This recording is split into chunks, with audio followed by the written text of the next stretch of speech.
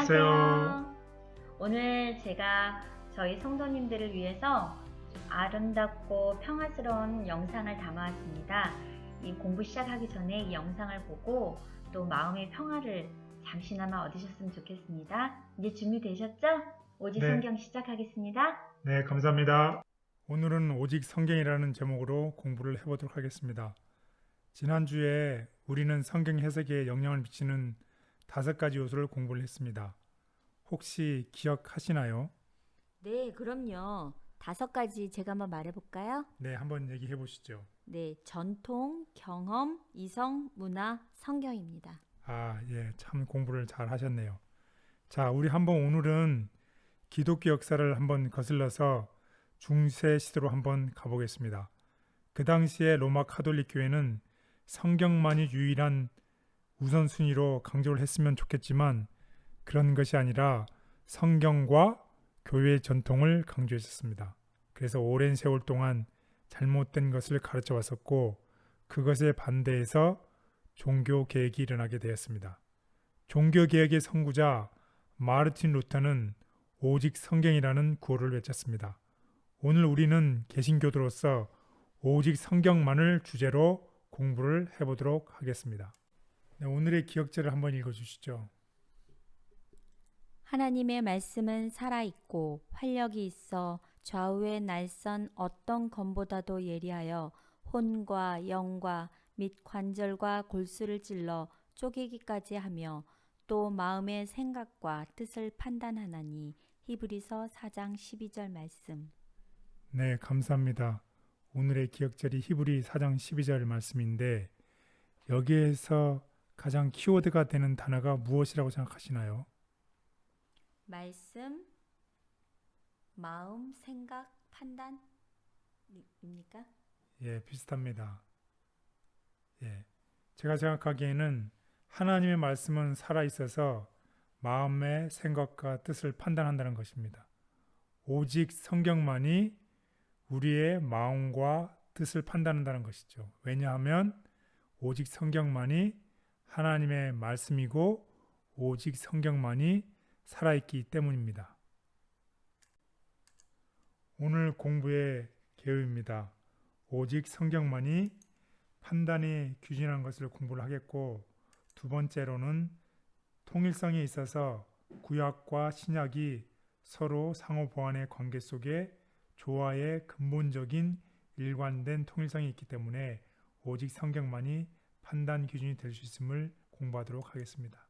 세 번째로 명확성에 있어서 소수의 사람들에 의해서만 해석이 되는 것이 아닌 누구나 이해할 수 있도록 구원에 필요한 지식을 깨달을 수 있기 때문에 오직 성경만이 판단 기준이 될 수 있다는 것입니다. 네 번째로 성경은 성경으로 해석한다는 주제로서 성경은 하나님이 저자이기 때문에 성경만이 판단의 기준이 될 수 있다는 것을 공부하겠습니다. 마지막으로 이지 화이트는 작은 빛으로서 오직 성경만이 모든 교리와 신앙과 행위의 최고의 건의라고 단언했습니다. 자, 그럼 하나씩 공부해 보도록 하겠습니다. 첫째 날입니다. 성경은 판단 기준이라고 그랬습니다. 한번 우리 기억절을 한번 같이 읽어보도록 하겠습니다.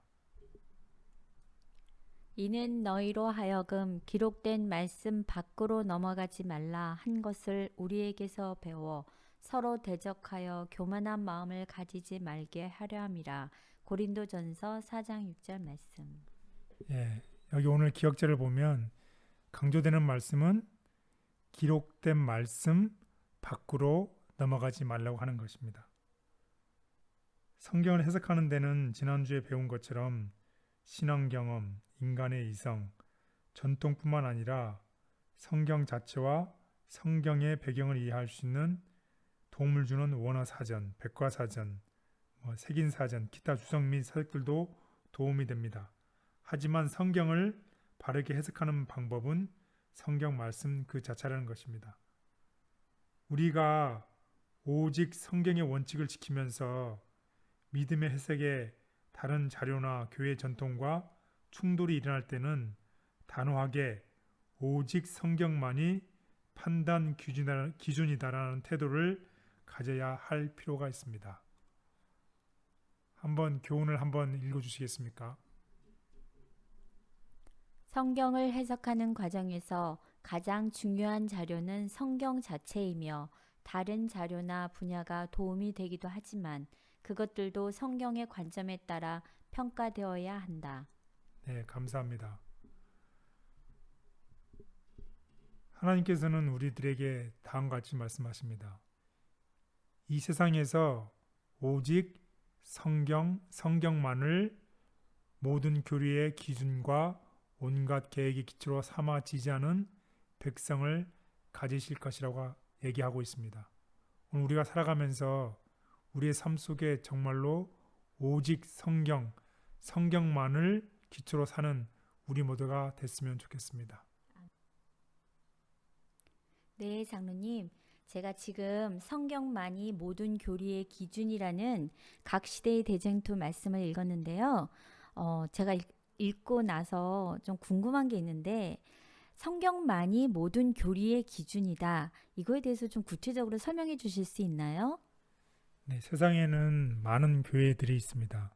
그런데 각 교회마다 자신들의 교리가 있다는 것이죠. 그런데 그 교리는 성경을 기준으로 한 것이라기보다는 학자들의 의견 또는 자신들의 회의에서 결정된 신조나 사상을 가지고서 교리가 되었다는 것이죠.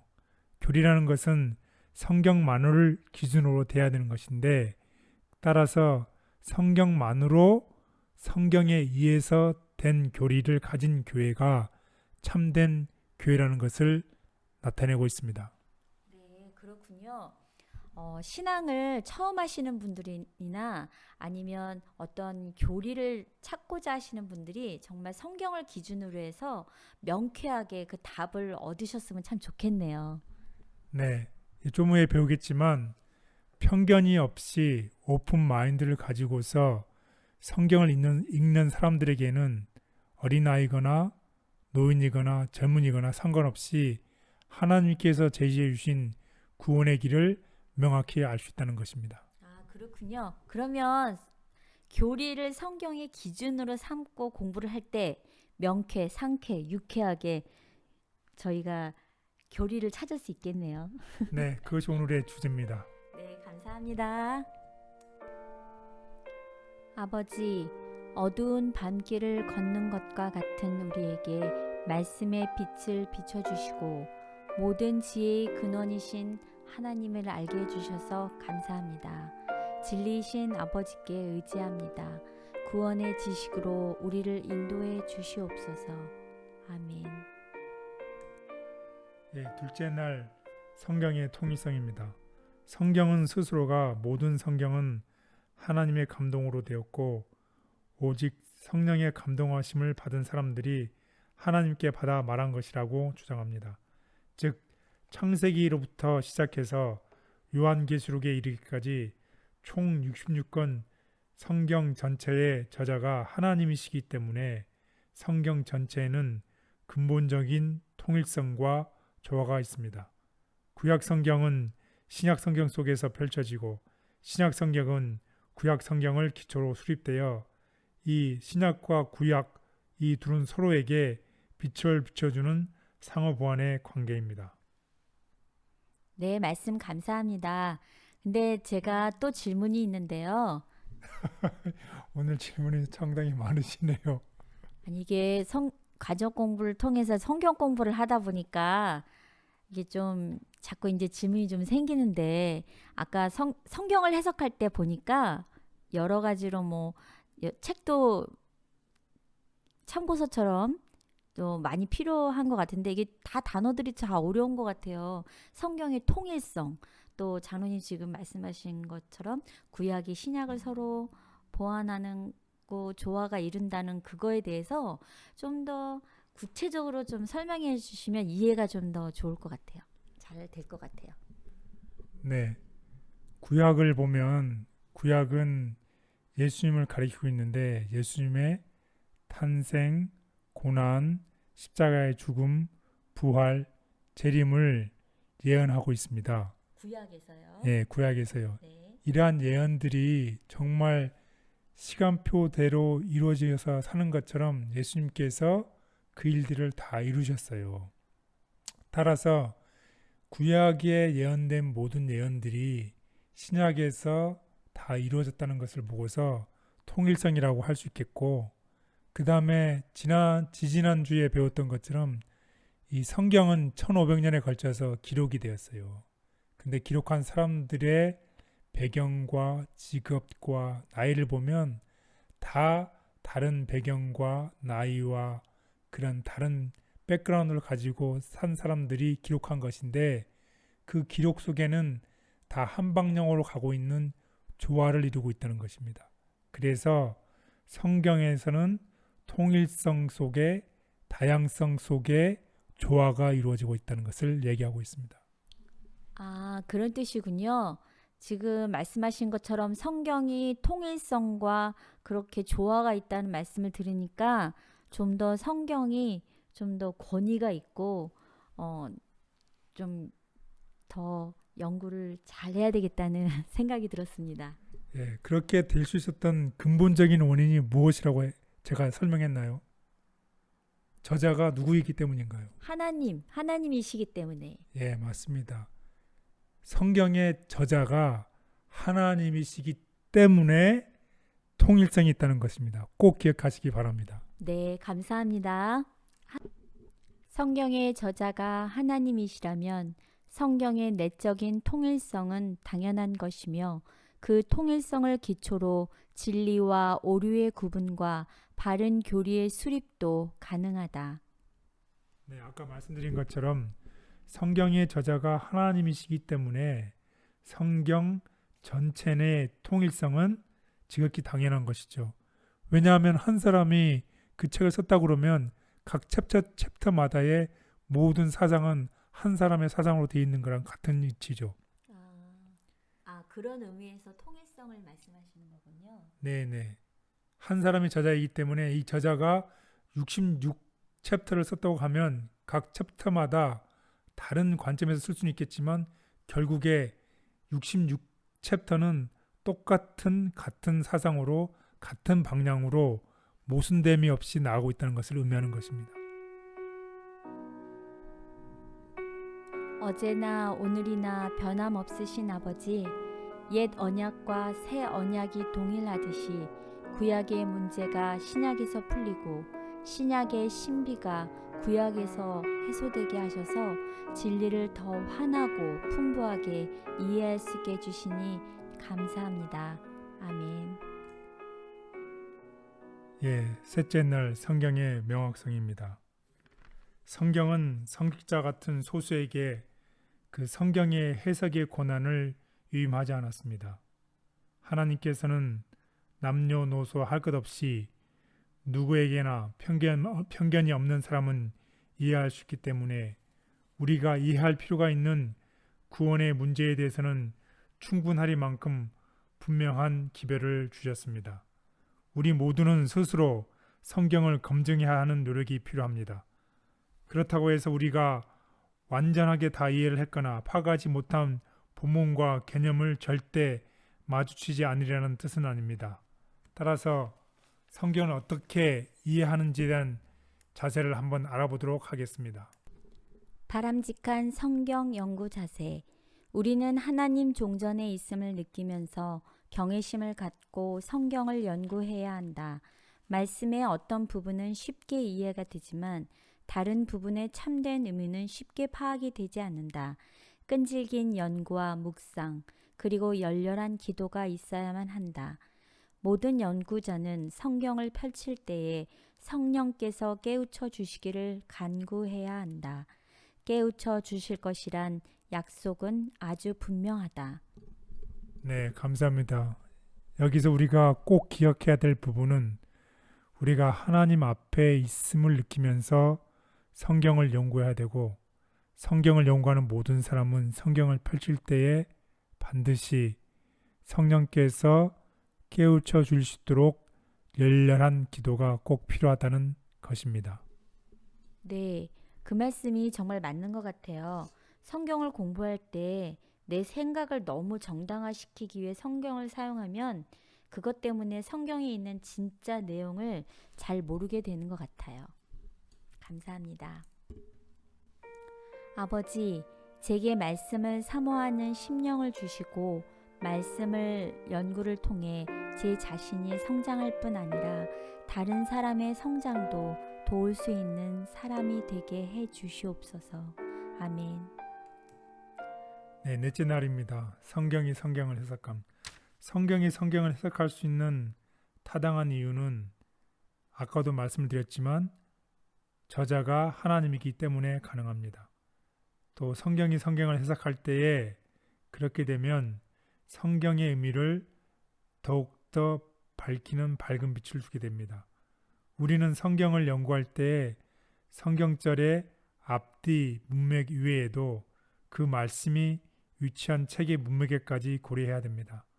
우리는 성경을 성경과 비교함으로써 더욱 철저히 연구를 하고 겸손하고 순정적인 태도를 가지고 진실되게 기도하는 마음으로 공부할 때 분명히 큰 결실을 거두게 될 것입니다.